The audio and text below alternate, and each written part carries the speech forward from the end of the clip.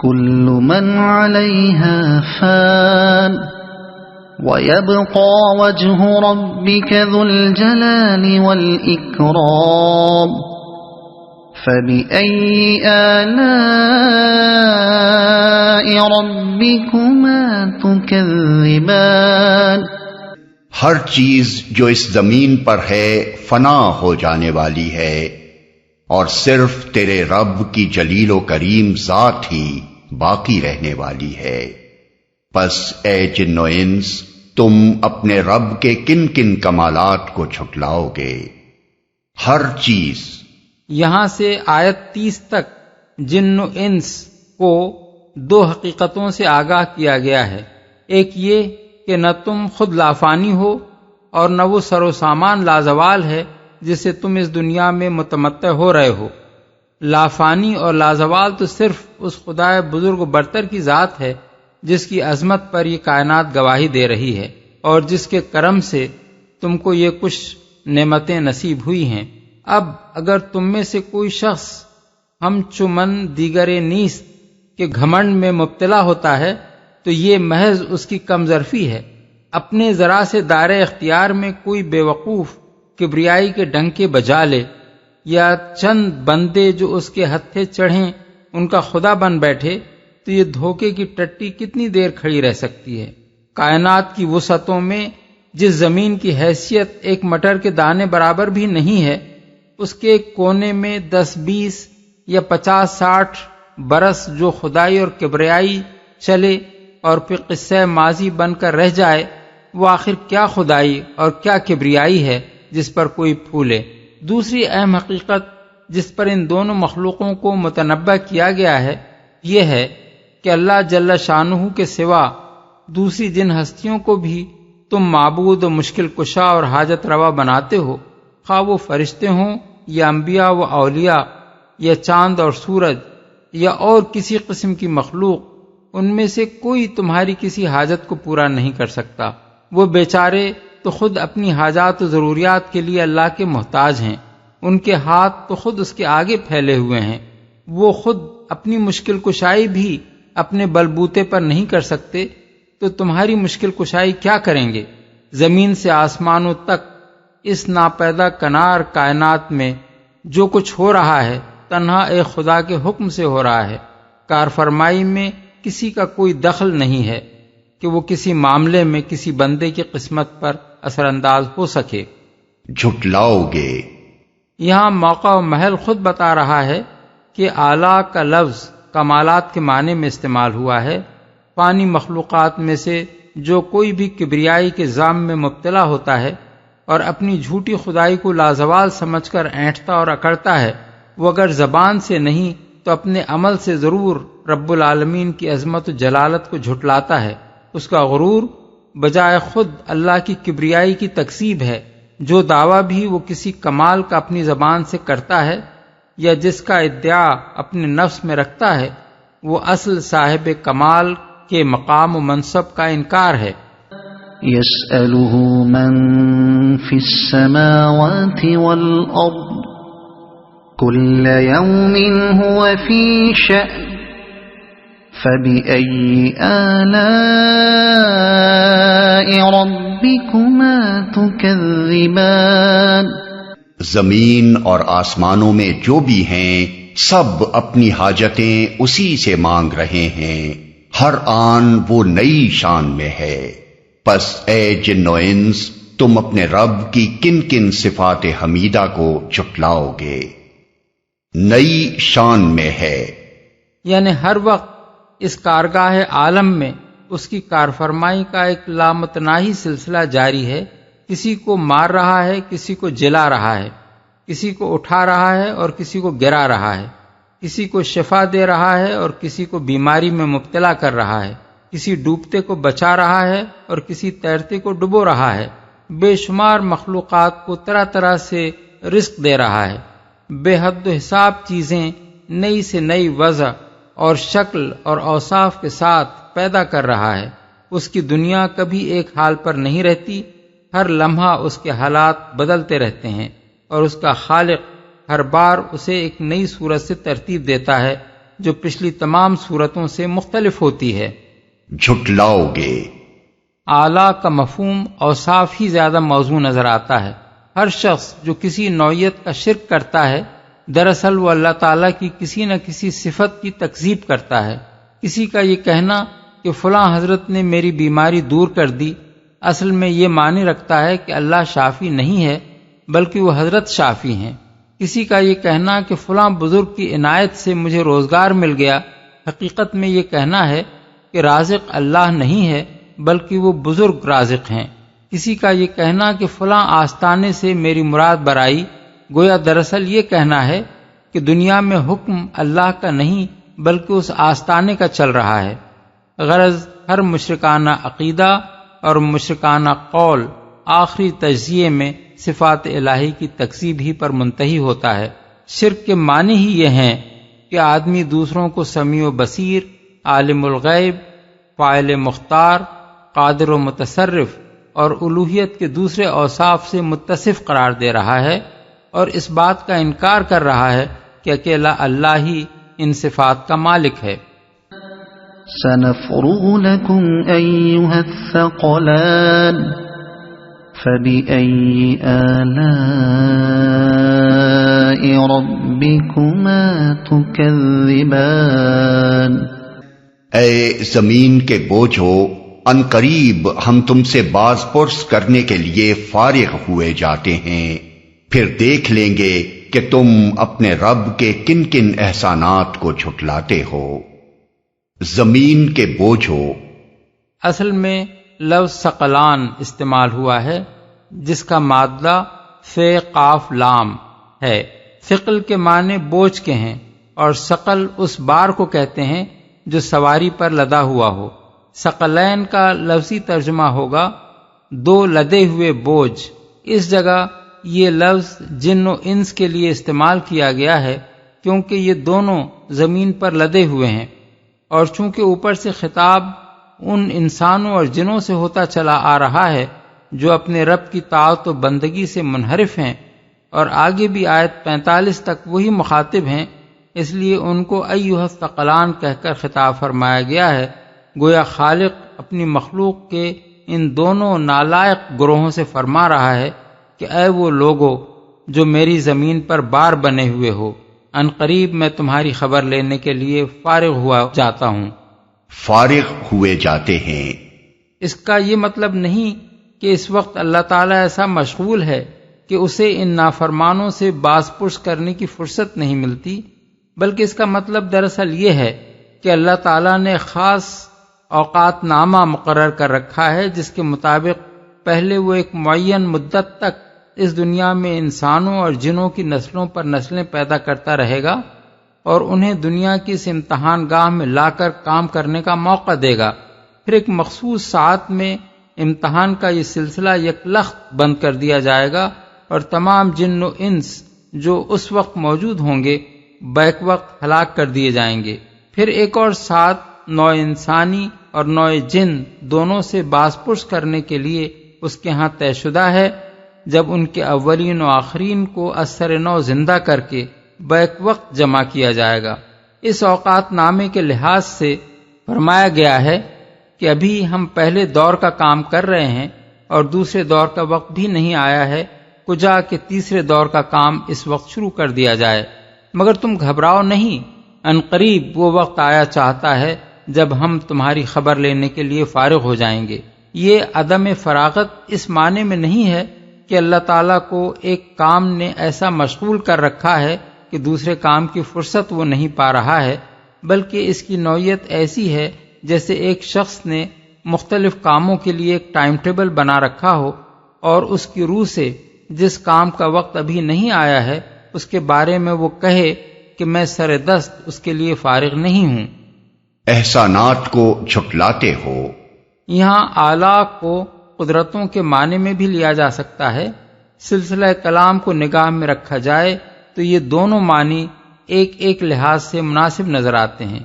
ایک معنی لیے جائیں تو مطلب یہ ہوگا کہ آج تم ہماری نعمتوں کی ناشکریاں کر رہے ہو اور کفر، شرک، دہریت، فسق اور نافرمانی کے مختلف رویے اختیار کر کے طرح طرح کی نمک حرامیاں کیے چلے جاتے ہو، مگر کل جب باز پرس کا وقت آئے گا اس وقت ہم دیکھیں گے کہ ہماری کس کس نعمت کو تم اتفاقی حادثہ یا اپنی قابلیت کا ثمرہ یا کسی دیوی دیوتا یا بزرگ ہستی کی مہربانی کا کرشمہ ثابت کرتے ہو۔ دوسرے معنی لیے جائیں تو مطلب یہ ہوگا کہ آج تم قیامت اور حشر و نشر اور حساب و کتاب اور جنت و دوزخ کا مذاق اڑاتے ہو اور اپنے نزدیک اس خیال خام میں مبتلا ہو کہ ایسا ہونا ممکن ہی نہیں ہے، مگر جب ہم باز پرس کے لیے تم کو گھیر لائیں گے اور وہ سب کچھ تمہارے سامنے آ جائے گا جس کا آج تم انکار کر رہے ہو، اس وقت ہم دیکھیں گے کہ ہماری کس کس قدرت کو تم جھٹلاتے ہو۔ يا معشر الجن والإنس إن استطعتم أن تنفذوا من أقطار السماوات والأرض فانفذوا لا تنفذون إلا بسلطان فبأي آلاء ربكما تكذبان۔ اے گروہ جن و انس، اگر تم زمین اور آسمانوں کی سرحدوں سے نکل کر بھاگ سکتے ہو تو بھاگ دیکھو، نہیں بھاگ سکتے اس کے لیے بڑا زور چاہیے۔ اپنے رب کی کن کن قدرتوں کو تم جھٹلاؤ گے؟ بڑا زور چاہیے۔ زمین اور آسمانوں سے مراد ہے کائنات، یا بالفاظ دیگر خدا کی خدائی۔ آیت کا مطلب یہ ہے کہ خدا کی گرفت سے بچ نکلنا تمہارے بس میں نہیں ہے۔ جس باز پرس کی تمہیں خبر دی جا رہی ہے اس کا وقت آنے پر تم خواہ کسی جگہ بھی ہو بہرحال پکڑ لائے جاؤ گے۔ اس سے بچنے کے لیے تمہیں خدا کی خدائی سے بھاگ نکلنا ہوگا اور اس کا بلبوتا تم میں نہیں ہے۔ اگر ایسا گھمنڈ تم اپنے دل میں رکھتے ہو تو اپنا زور لگا کر دیکھ لو۔ يرسل عليكما شواظ من نار ونحاس فلا تنتصران فبأي آلاء ربكما تكذبان۔ بھاگنے کی کوشش کرو گے تو تم پر آگ کا شعلہ اور دھواں چھوڑ دیا جائے گا جس کا تم مقابلہ نہ کر سکو گے۔ اے جن و انس، تم اپنے رب کی کن کن قدرتوں کا انکار کرو گے؟ آگ کا شعلہ اور دھواں چھوڑ دیا جائے گا۔ اصل میں شواظ اور نحاس کے الفاظ استعمال کیے گئے ہیں۔ شواظ اس خالص شعلے کو کہتے ہیں جس کے ساتھ دھواں نہ ہو، اور نحاس اس خالص دھوئیں کو کہتے ہیں جس میں شعلہ نہ ہو۔ یہ دونوں چیزیں یکے بعد دیگر انسانوں اور جنوں پر اس حالت میں چھوڑی جائیں گی جبکہ وہ اللہ تعالیٰ کی باز پرس سے بچ کر بھاگنے کی کوشش کریں گے۔ فَإِذَا انشَقَّتِ السَّمَاءُ فَكَانَتْ وَرْدَةً كَالدِّهَانِ فَبِأَيِّ آلَاءِ رَبِّكُمَا تُكَذِّبَانِ۔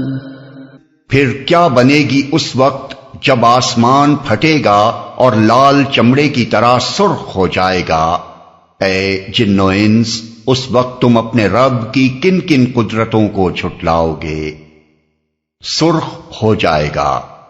یہ روز قیامت کا ذکر ہے۔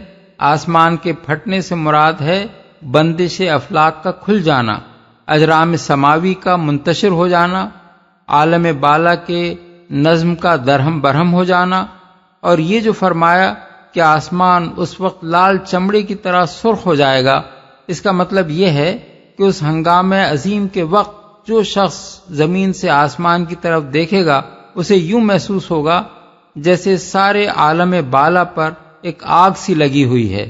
کن کن قدرتوں کو جھٹلاؤ گے؟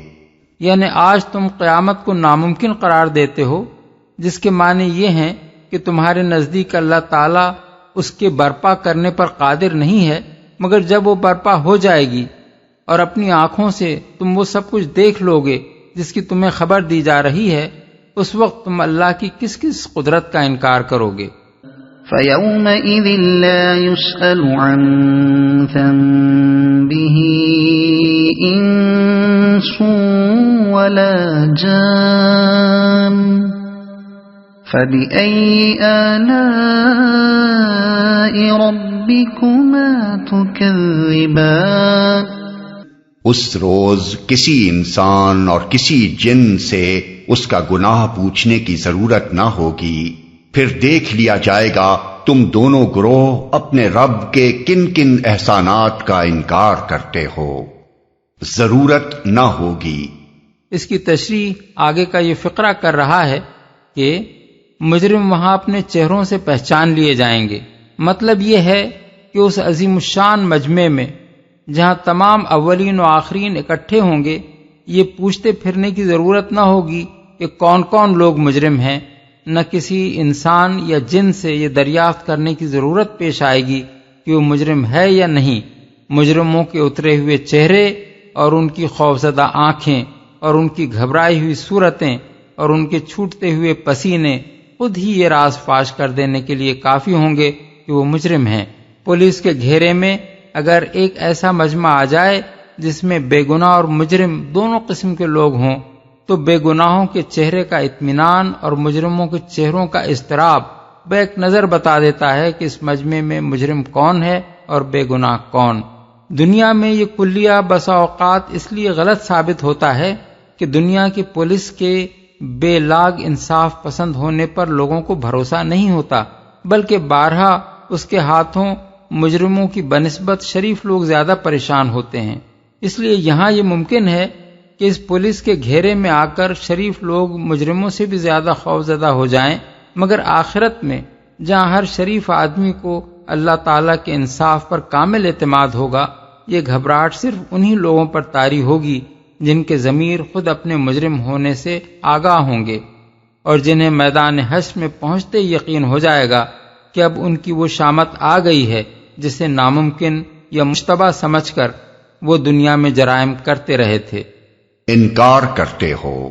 جرم کی حقیقی بنیاد قرآن کی نگاہ میں یہ ہے کہ بندہ جو اپنے رب کی نعمتوں سے متمتع ہو رہا ہے، اپنے نزدیک یہ سمجھ بیٹھے کہ یہ نعمتیں کسی کی دی ہوئی نہیں ہیں بلکہ آپ سے آپ اسے مل گئی ہیں، یا یہ کہ یہ نعمتیں خدا کا عطیہ نہیں بلکہ اس کی اپنی قابلیت یا خوش نصیبی کا ثمرہ ہیں، یا یہ کہ یہ ہیں تو خدا کا عطیہ مگر اس خدا کا اپنے بندے پر کوئی حق نہیں ہے، یا یہ کہ خدا نے خود یہ مہربانیاں اس پر نہیں کی ہیں بلکہ یہ کسی دوسری ہستی نے اس سے کروا دی ہیں۔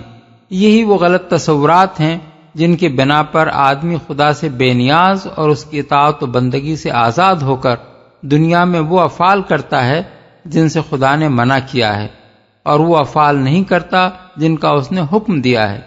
اس لحاظ سے ہر جرم اور ہر گناہ اپنی حقیقت کے اعتبار سے اللہ تعالیٰ کے احسانات کی تکذیب ہے، قطع نظر اس سے کہ کوئی شخص زبان سے ان کا انکار کرتا ہو یا اقرار، مگر جو شخص فی الواقع تکذیب کا ارادہ نہیں رکھتا بلکہ اس کے ذہن کی گہرائیوں میں تصدیق موجود ہوتی ہے، وہ احیاناً کسی بشری کمزوری سے کوئی قصور کر بیٹھے تو اس پر استغفار کرتا ہے اور اس سے بچنے کی کوشش کرتا ہے۔ یہ چیز اسے مکذبین میں شامل ہونے سے بچا لیتی ہے۔ اس کے سوا باقی تمام مجرم در حقیقت اللہ کی نعمتوں کے مکذب اور اس کے احسانات کے منکر ہیں۔ اسی لیے فرمایا کہ جب تم لوگ مجرم کی حیثیت سے گرفتار ہو جاؤ گے، اس وقت ہم دیکھیں گے کہ تم ہمارے کس کس احسان کا انکار کرتے ہو۔ سورہ تکاثر میں یہی بات اس طرح فرمائی گئی ہے کہ لَتُسْأَلُنَّ يَوْمَئِذٍ عَنِ النَّعِيمِ، یعنی اس روز ضرور تم سے ان نعمتوں کے بارے میں باز پرس کی جائے گی جو تمہیں دی گئی تھیں، یعنی پوچھا جائے گا کہ یہ نعمتیں ہم نے تمہیں دی تھیں یا نہیں، اور انہیں پا کر تم نے اپنے محسن کے ساتھ کیا رویہ اختیار کیا اور اس کی نعمتوں کو کس طرح استعمال کیا۔ يعرف المجرمون بسيماهم فيؤخذ بالنواصي والأقدام فبأي آلاء ربكما تكذبان هذه جهنم التي يكذب بها المجرمون يطوفون بينها وبين حميم آن فبأي آلاء ربكما تكذبان مجرم وہاں اپنے چہروں سے پہچان لیے جائیں گے اور انہیں پیشانی کے بال اور پاؤں پکڑ پکڑ کر گھسیٹا جائے گا۔ اس وقت تم اپنے رب کی کن کن قدرتوں کو جھٹلاؤ گے؟ اس وقت کہا جائے گا یہ وہی جہنم ہے جس کو مجرمین جھوٹ قرار دیا کرتے تھے، اسی جہنم اور کھولتے ہوئے پانی کے درمیان وہ گردش کرتے رہیں گے، پھر اپنے رب کی کن کن قدرتوں کو تم جھٹلاؤ گے؟ گردش کرتے رہیں گے، یعنی جہنم میں بار بار پیاس کے مارے ان کا برا حال ہوگا، بھاگ بھاگ کر پانی کے چشموں کی طرف جائیں گے مگر وہاں کھولتا ہوا پانی ملے گا جس کے پینے سے کوئی پیاس نہ بجھے گی۔ اس طرح جہنم اور ان چشموں کے درمیان گردش کرنے ہی میں ان کی عمریں بیت جائیں گی۔ کن کن قدرتوں کو تم جھٹلاؤ گے؟ یعنی کیا اس وقت بھی تم اس کا انکار کر سکو گے کہ خدا قیامت لا سکتا ہے، تمہیں موت کے بعد دوسری زندگی دے سکتا ہے، تم سے باز پرس بھی کر سکتا ہے اور یہ جہنم بھی بنا سکتا ہے جس میں آج تم سزا پا رہے ہو؟